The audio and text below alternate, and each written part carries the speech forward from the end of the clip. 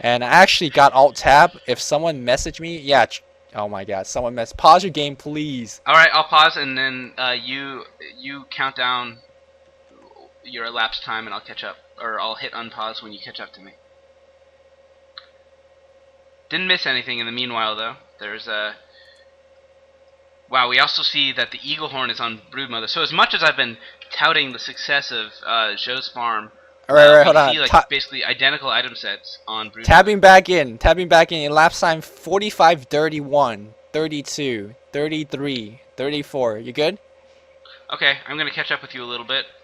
39. I'm at 40. 40, 41. 41, Okay. 42, we're good. Perfect. Apologize for that technical difficulty. Some noob ass just poked me on TeamSpeak, which was Trace, by the way. Just letting you guys know so everyone can hate on him. Flame Trace, please. Yeah, so. Yes. Alright, so we're in the stalemate middle. I actually like what Batrider's doing. One of the main problems with Batrider in teamfights is that he never really has a chance to get up charges of his tar. And wow, they're doing the engagement. Medusa, though, pops those 10 charges on her magic stick, wishes they were 15. They're going to be taking out Schwan. Schwan goes down, and there goes a black hole, which is absolutely useless. So Medusa, on the other hand, is going to end up going down. Wow, good for them. And Batrider's going to maybe escape. No, Batrider ends up going down. We see that a double kill for Schwan. They're going to be chasing him down. Good thing that Roshan attempt is finally paying off a little bit for Deity, as they're going to end up taking down the silencer, and we get a triple kill on Schwan. So wow, that was totally against my expectations there. Wow, a magical team fight. Black hole.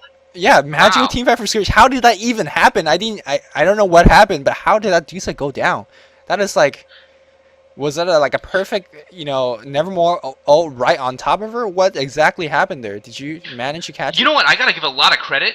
I gotta really say, I was starting to say this beforehand, but Batrider, a problem with him, or at least a problem I have with him, is that later in the game when a team fight happens, you really just don't have time to get your charges up on your opposing team. But we saw Batrider there religiously stacking up the charges the entire time as he was just floating above that mid lane, not even in his base. And then when he went in and focused the Medusa, a lot of, I think, the damage can be, when you get a lot of charges on you, I guess, even in the late game, that's nothing to scoff at.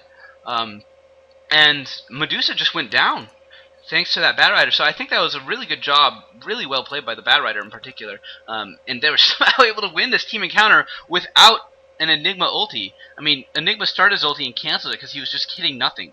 So I have to say that was largely unexpected. Like, I did not see that coming from a mile away. And they're going to get another Roshan. Well, Sentinel's going to have something to say about it. I'm not too sure whether they could get it in time, though. Enigma is going to try to bait something here, and Roshan can't be attacked from there. There we go. Gonna kill off Roshan. There's another Aegis taken down. Dusa without magic shield. There you go. Pop on your magic shield. They're gonna try to focus down. Double damage rune is gonna be popped off. Oh my god. Another black hole. No, black hole's on the cooldown. Batrider taking a chain frost up the wazoo. Batrider is gonna go down. Enigma is gonna pour it out. I think that was a bad team fight that Scourge just fought off right now. Maybe a little bit overconfident in terms of just getting to BKB. Now Shadow Fiend comes back, but immediately it's gonna get perma slowed by that Broodmother. Is probably gonna go down. There you go. Shadow Fiend goes down. I think they got a little bit overconfident right after picking the Aegis, choosing the fight here, and now we are gonna see Venomancer going down as well. So oof. Yeah, gems definitely dropping right and left. This is hilarious. They keep dropping and trading gems, but this is definitely Chinese Dota right here. With the number of gems we see in game, I feel like we've seen many.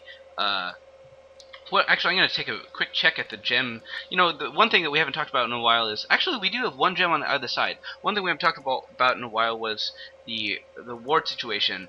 But, as expected, the ward attention was put in the Roshan area, and that's a little obsolete for the next 10 minutes. But, as we can see, actually, I don't see any wards on the map right now for Deity. I guess... If I'm missing something, no, I don't see any wards anywhere. Although these webs are somewhat decepting in terms of, they look like little wards on my mini map. But yeah, late game, it's nothing too uncommon seeing a lot of the focus being put at Roshan in terms of warding. And now they're making an attempt at a good BKB. They're just going to take out this Rax. So one thing Batrider can do. Finally, they do get. Oh my gosh! But he did hit that E. So high skill move there from Silencer, smacking that E, and basically rendering Enigma completely ineffective, and now Medusa is just unstoppable, just kind of standing there. She can tank it all. She pops her ult, catches literally everybody in with it, and she could even split shot the Rax if she wanted right now, and she'd probably win the team fight. Broodmother's a little more hungry for blood, but so Nirvana's taking the mid lane advantage and somewhat out of reach, I believe, because now 3,800 gold right now on Zhou, so can finish up that butterfly. Broodmother's finished the butterfly, and if you're going to expect a Shadow Fiend to fight against that, then you need to rethink Dota strategy a little bit.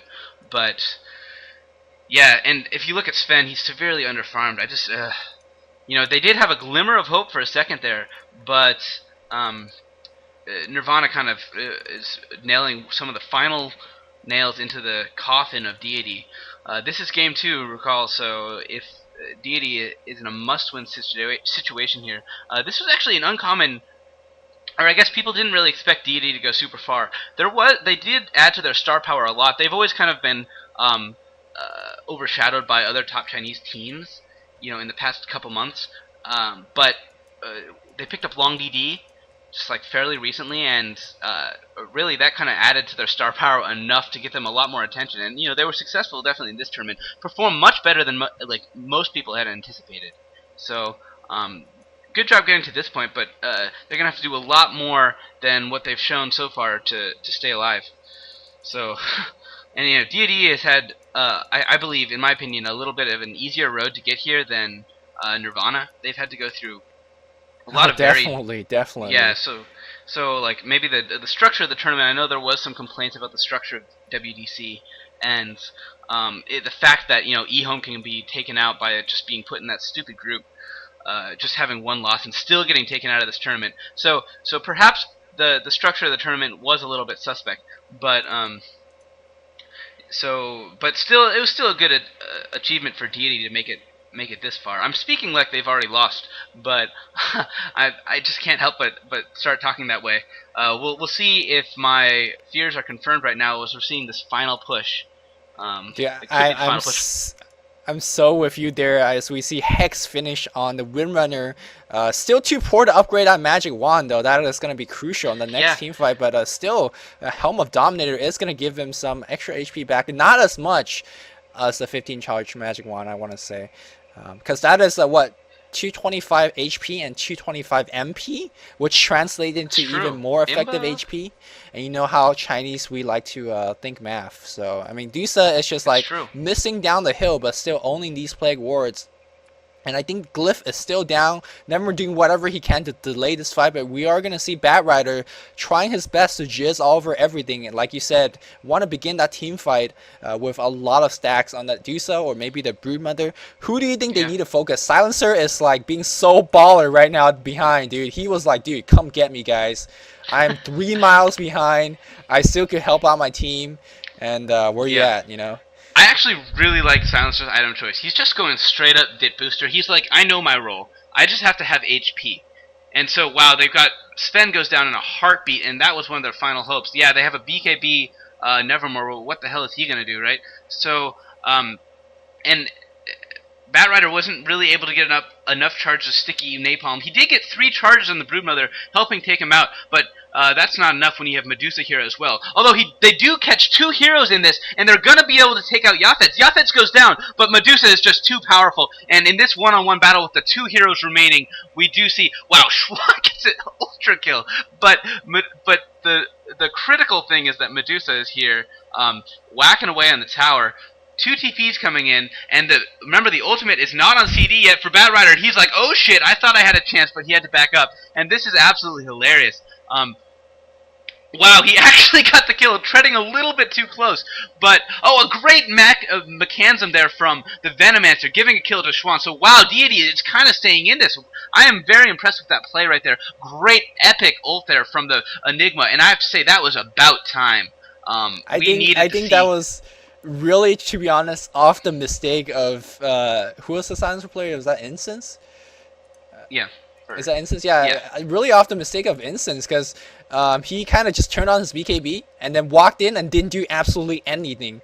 And then the ult from Silencer popped. He was like, and it's like, Enigma was like, after this I could ult, and he tanked Yeah. Dusa for maybe 3 or 4 seconds, and after that he just ult both the Windrunner and the Dusa. Because if you're the Windrunner, if you're the Dusa, you're not gonna be fearing that Enigma because you have that silencer bailing you out. The last couple of team fights, so they weren't Yeah. really trying to get out of position. But off the instance mistake, there was a really good black hole, and Tron just went Superman on them. And now he has a Helm of Dominator himself. If he really want to go mega carry, he really need that MKB against the Butterfly of Dedusa. But we'll see whether he gets there or not. Yeah, and unfortunately, he's in the position where he cannot be saving for buybacks. He needs to bulk up his item set. And whereas on the other hand, Joe can kind of, I mean, I guess he can finish his Satanic, and then at that point he's going to be a greedy bastard and just save it for buyback because, he's not going to touch that magic stick. And and that's that. In these it's definitely getting late game, 45th minute, and at this point, buybacks do become very crucial.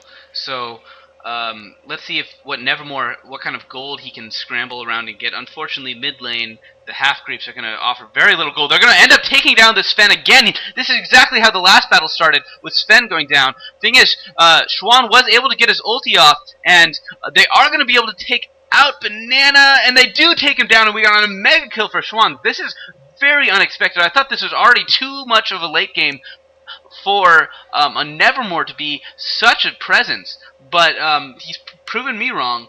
Thing is, now we have the full HP basically at full force. I don't think that as long, barring any mistakes here from Incense, that they should be able to take this out. Seeing how right now there are only 2 Scourge heroes on the map. Don't forget though, we got that Force Staff on Venomancer, so that's like a 3rd hero in weight. So best item in the game. So we'll see how he can utilize that. I don't know how no matter how much I like that Force Staff, if Lich gets his Frosty Hands back, the game is fucked. No joke, man. Going for that Axe Stick, almost getting that Frost. I mean, that nerf getting removed the Frost Hand. He's no king no more. He's just the Lich. He's no Lich King no more. He's just a regular old Lich. Yeah, man. So I don't know what's up with that. He's got the skimpiest arms I've ever seen, and he's like, what, bitch? He's got it now, dude. Wow. Look, he's such a baller right now, running around his own creeps. Got the phase boost too, no joke. I mean, okay, now all unseriousness aside, I don't think there's really no way. 2 racks broken. The only game I ever seen in a really top-notch game where after losing 2 racks and the team still won was that legendary game where FTD played in SMM 09. The one that the Sacred Relic was roared off ZSMJ and came back. And the reason I'm actually bringing up that game is for 2 reasons. I'm not sure if you guys know, SMM 2010 is just right around the corner. A little bit disappointed because a lot of the Euro teams can't show up. I don't think DTS even can show up because of the sponsorship issues, because of how late the tournament is decided and whatnot. But the second reason I actually bring up that epic game was actually 2009 recently did a full-scale commentary of that game. And of course it was in Chinese, but I watched it and it was very good. So if you guys could understand Mandarin, definitely urge you guys to check it out. But anyways, back to this. Yeah. I started watching that and then I regretted speaking only English and ended up shutting it off after 1 minute. But you have to hear like legendary gamer voices because there's really not a source for actually being in contact with them too much. But and that's as close as I could get. So we're seeing this final push on top. Medusa really at a full item set right now. She did get rid of that magic stick though, so things might turn out a little bit differently. And that Midnight Pulse was hurting like a motherfucker, so she had to back up a little bit. Perhaps realized wasn't as tanky as she had originally thought. A Ninja Nuke there from Batrider just kind of getting in there. And Medusa's actually at half health right now, so maybe he needs to pop her Satanic, get her health back up. We'll see. Who has the cheese right now? I think that's going to be pretty important. They put, actually, Nevermore's holding the Aegis. Cheese is on Batrider. And I think Batrider picked up that cheese because especially his last death to Medusa, where he, like, kind of ran at her and then ran away immediately. I think he wants to be able to stay maybe, like, twice as long. So, because that was just kind of pathetic, to be honest, last time. Just giving her a free kill. Batrider's only purpose this game right now